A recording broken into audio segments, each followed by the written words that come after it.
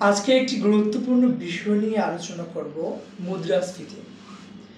ধরা যাক তোমার বাজারে তোমার রাষ্ট্রে এখন মনে করো ১,০০০ টাকা আছে এবং তোমার বাজারে ৩০টি আপেল আছে, তুমি ৩টি আপেল কিনতে চাও, তাহলে তোমার ৩টি আপেলের মূল্য হবে ১০০ টাকা। সবাই জিনিসপত্র ঠিকঠাক দামে কিনতে পারছে, সহজেই জিনিসপত্র কেনা যাচ্ছে এবং তখন টাকার দাম উচ্চ, অর্থাৎ মনে করো ১ টাকার দাম সর্বোচ্চ, মানে মূল্য আছে ১ টাকারও।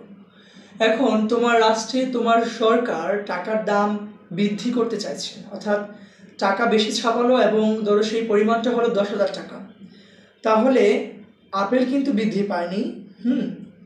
তোমার বাজারে এখনও সেই ৩০টা আপেলই আছে, তখন সবার হাতে বেশি বেশি টাকা হয়ে যাচ্ছে, সবার চাহিদা, সবাই বেশি করে কিনতে চাইবে।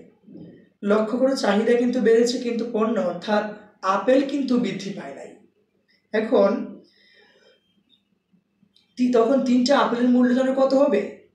৩টা আপেলের মূল্য হবে ১,০০০ টাকা, আগের তুলনায় ৯০০ টাকা বৃদ্ধি পেয়েছে, কিন্তু আপেল বৃদ্ধি পায়নি। কি বোঝা গেল?